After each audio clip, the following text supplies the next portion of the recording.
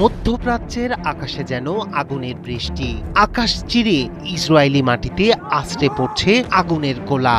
ভয়ঙ্কর সব ইরানি ক্ষেপণাস্ত্রের মুহুর্মুহু আঘাতে কেঁপে উঠছে তেল আবিব। কয়েক সেকেন্ডের ব্যবধানে একের পর এক বিস্ফোরণ, চারপাশে আতঙ্ক আর ধোঁয়ার কুণ্ডলী। মুহূর্তের ব্যবধানে বিস্ফোরণে কেঁপে উঠছে তেল আবিব সহ বিভিন্ন এলাকা।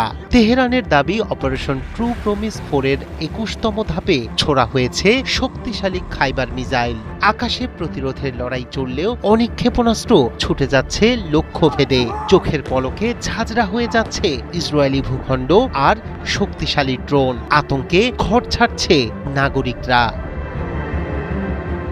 ইসরায়েলের আকাশ চিরে একের পর এক ছুটে আসছে ভয়ঙ্কর ইরানি ক্ষেপণাস্ত্র। সেগুলো ঠেকাতে মরিয়া হয়ে উঠেছে আকাশ প্রতিরক্ষা ব্যবস্থা। তবে হামলার তীব্রতায় যেন হিমশিম খাচ্ছে ইন্টারসেপ্টরগুলো।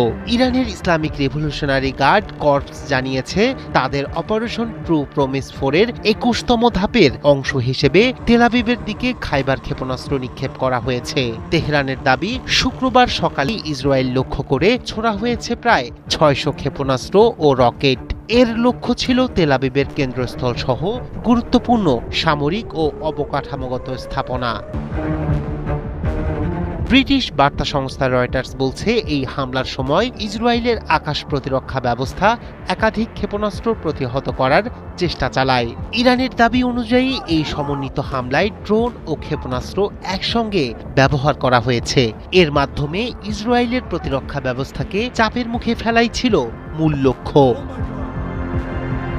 এদিকে একই সময়ে ইরান দাবি করেছে, ইসরায়েলের একটি অত্যাধুনিক হেরন ড্রোন গুলি করে ভূপাতিত করেছে তারা। ইরানের মধ্যাঞ্চলীয় শহর ইস্পাহানের আকাশে উড়তে থাকা এই ড্রোনটিকে শনাক্ত করে ধ্বংস করেছে আইআরজিসির আকাশ প্রতিরক্ষা ইউনিট। ইসরায়েলের অন্যতম গুরুত্বপূর্ণ মানববিহীন আকাশযান হেরন ড্রোন। 2007 সালে প্রথম সামরিক ব্যবহারে আনা এই ড্রোন দীর্ঘ সময় আকাশে অবস্থান করতে পারে এবং হাজার হাজার কিলোমিটার দূর থেকে নজরদারি চালাতে সক্ষম। মূলত গোয়েন্দা তথ্য সংগ্রহ, সীমান্ত পর্যবেক্ষণ এবং লক্ষ্যবস্তু শনাক্ত করার কাজে ব্যবহৃত হয় এটি। সামরিক বিশ্লেষকদের মতে, এই ড্রোন শুধু একটি নজরদারি প্ল্যাটফর্ম নয়, বরং যুদ্ধক্ষেত্রে তথ্য সংগ্রহের সবচেয়ে গুরুত্বপূর্ণ মাধ্যমগুলোর একটি।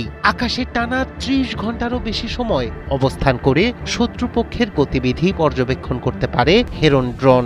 ফলে এমন একটি ড্রোন ধ্বংস হওয়া ইসরায়েলের গোয়েন্দা সক্ষমতার জন্য বড় ধরনের ধাক্কা হিসেবে দেখা হচ্ছে।